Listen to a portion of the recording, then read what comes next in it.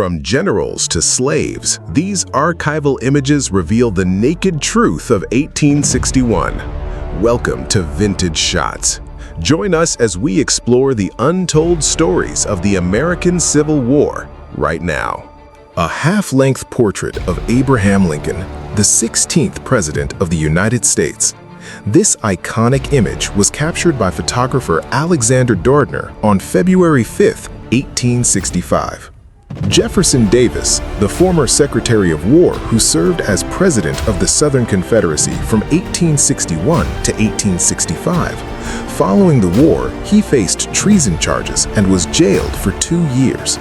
His legal case ended in 1869, and he lived to the age of 81. A group of soldiers from Company B of the U.S. Engineer Battalion.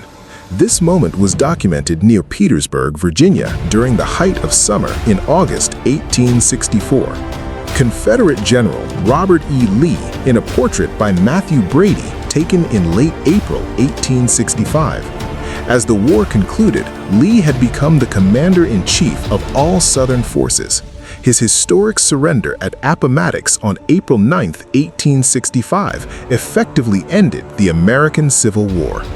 Confederate troops marching through the streets of Frederick, Maryland in 1862. The city was under occupation at the time. In the foreground, a sign for J. Rosenstock Dry Goods marks this historic urban scene. General Ulysses S. Grant served as the top commander of the Union Army. After his military success, his massive popularity led him to win the U.S. presidency. He served 2 terms, being elected in 1868 and again in 1972. Life inside the camp of the 31st Pennsylvania Infantry, later designated as the 82nd Regiment. These daily activities occurred at Queen's Farm, located near Fort Slocum in Washington, D.C., during the first year of war in 1861. The scarred back of Peter, an enslaved man from Baton Rouge, Louisiana, in 1863. His injuries were caused by a brutal whipping. Peter later escaped and joined the Union Army. These powerful images, often attributed to Gordon, were widely shared to expose the cruelty of slavery. Adelbert Ames, a prominent Union general who led troops in various battles. During the Reconstruction era, he transitioned to politics, serving as a senator and governor of Mississippi. Ames lived to the age of 97, passing away in 1933. William Mahone, a railroad leader and engineer who supported secession. In 1861, he successfully captured the Gosport Navy Yard by tricking Union forces with empty trains. He later served as a Confederate colonel and eventually became a U.S. Senator for Virginia in 1881. Rose O'Neal Greenhow, known as the Wild Rose, pictured with her daughter inside Washington's old Capitol Prison. A Confederate spy, she leaked intelligence until her arrest in 1861. After imprisonment and exile, she tragically drowned in October 1864 while evading a blockade. A group of contrabands, a term for formerly enslaved people who escaped to Union lines, gathered in front of a building. This archival moment was captured at Cumberland Landing, Virginia, on May 14, 1862. William Tecumseh Sherman, a West Point graduate and prominent Union general, is most famous for capturing Atlanta, Georgia, which led to his legendary March to the Sea, ultimately concluding with the seizure of Savannah. Francis C. Barlow began his service as a Union private and rose to the rank of Major General. Despite being wounded several times, he survived the conflict, later serving as New York's Secretary of State and Attorney General. General Herman Haupt, a West Point graduate and skilled civil engineer, crossing the Potomac River on a pontoon boat he designed. Captured between 1860 and 1865, he led the Bureau of Military Railroads during the war. A solitary grave marked at the bottom center of this scene, located near Antietam, Maryland. Documented in September 1862, The image shows a quiet visual record of the casualties suffered during this period. George Armstrong Custer was a federal cavalry commander who rose to the rank of brevet major general by age 23. This portrait, taken between 1860 and 1865, shows Custer in his distinctive uniform. An unidentified Union officer, he was photographed by Mathew Brady. An image of Confederate troops captured from 1 mile away across a destroyed bridge in Fredericksburg, Virginia. This scene was documented by Union photographer Mathew Brady. President Abraham Lincoln, visible in the center without a hat, surrounded by a crowd during his famous Gettysburg Address. This historic moment took place in Gettysburg, Pennsylvania on November 19, 1863. This is Major General James Scott Negley of Pennsylvania. When the Civil War broke out, he was appointed Brigadier General in the Pennsylvania Militia and later commanded troops in several key battles. But after his division was nearly wiped out at Chickamauga, Negley was relieved of command. He then took an administrative post and officially retired from the Army in January 1865.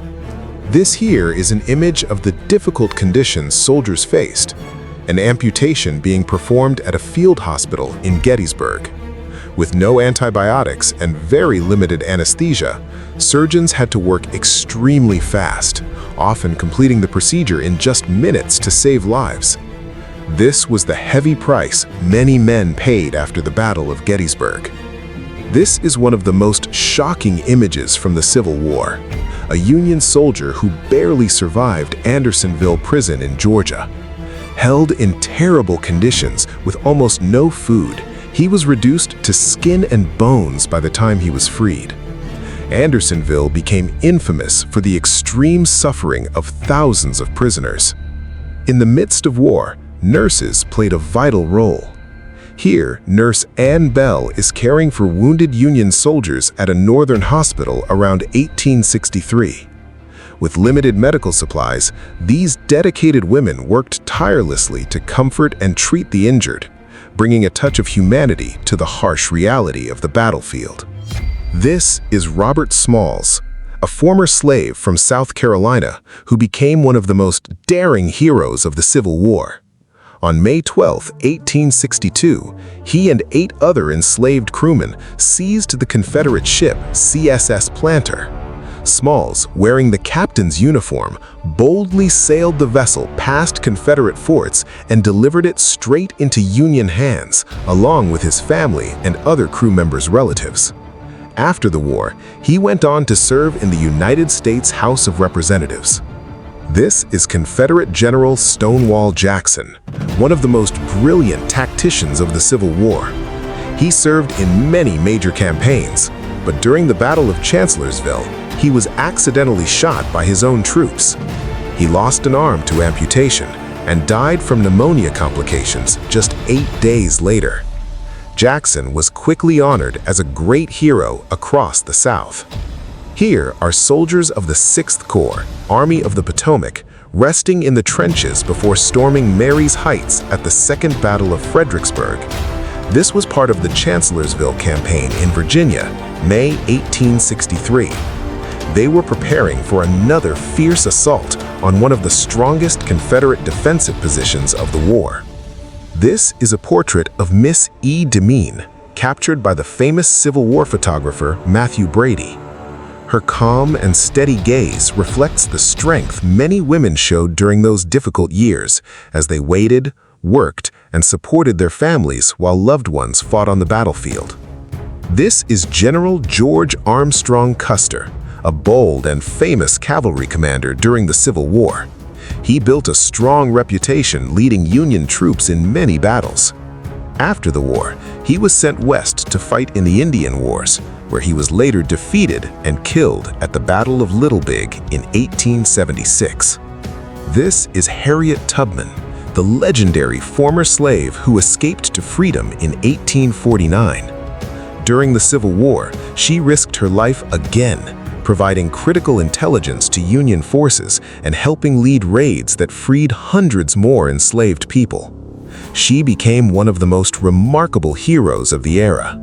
This is Sergeant James H. Harris from Maryland. He served in Company B, 38th United States Colored Troops Infantry Regiment.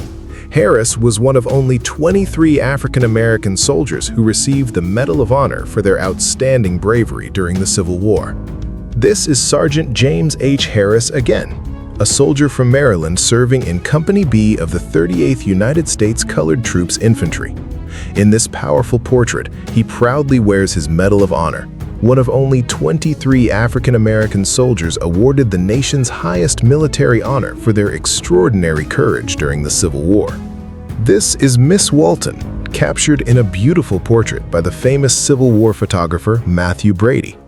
Like many women of her time, she carries a quiet strength and dignity in her gaze, representing the countless women who held their families together while their loved ones were away at war. This is Union General Isaac I. Stevens, photographed here on a porch in March 1862 near Beaufort, South Carolina. A former governor of Washington Territory, he was killed in action at the Battle of Chantilly on September 1, 1862. While bravely carrying the regimental colors and shouting, "Highlanders, my Highlanders, follow your general," he was struck in the temple and died instantly. This is Brigadier General Robert Houston Milroy, a Union Army officer. He is best remembered for his defeat at the Second Battle of Winchester in 1863. After the war, Milroy served as Superintendent of Indian Affairs in the Washington Territory. He passed away in Olympia, Washington in 1990 at the age of 73.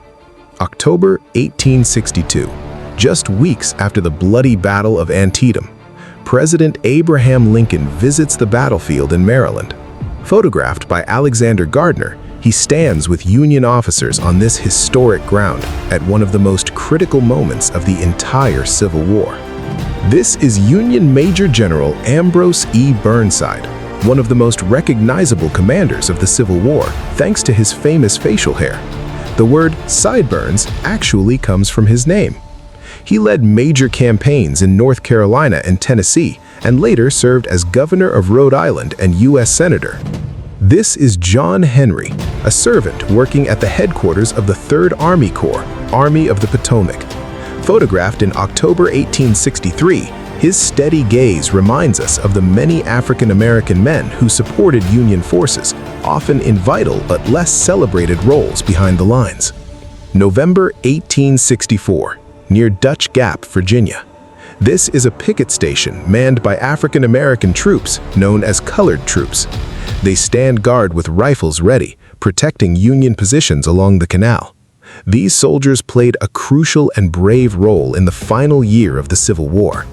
1865, on the banks of the Potomac River near Georgetown, Washington, D.C., Union guards carefully examined passes from people trying to cross the lines. Even as the war was nearing its end, security remained tight around the Capitol. This image captures the everyday reality of life during the final months of the Civil War. July 7, 1865, at Fort McNair in Washington, D.C. This is the execution of the 4 conspirators involved in the assassination of President Abraham Lincoln. Mary Surratt, Lewis Powell, David Harold, and George Atzerodt were hanged following their conviction. This marked the final chapter in one of the most shocking events in American history. This is Union General George Stoneman, photographed in camp near Fair Oaks, Virginia in June 1862. A career Army officer, he participated in many important campaigns throughout the Civil War. After the war, he moved to Arizona and later to California, where he was elected governor in 1882 and served one 4-year term. This is John Wilkes Booth, a famous stage actor and strong Confederate sympathizer. In this portrait before 1865, he appears calm and confident. On April 14, 1865, Booth assassinated President Abraham Lincoln at Ford's Theater in Washington. He and his co-conspirators had planned to also kill Vice President Andrew Johnson and Secretary of State William Seward. Booth was tracked down 12 days later and killed by a Union soldier. From the faces of generals and spies to the suffering of soldiers and the courage of freed people, these 43 photographs have taken us deep into the heart of America's Civil War, a war that tore a nation apart, yet ultimately decided what kind of country it would become. Freedom, sacrifice, and the high cost of unity still echo through every image. Thank you for watching Vintage Shots.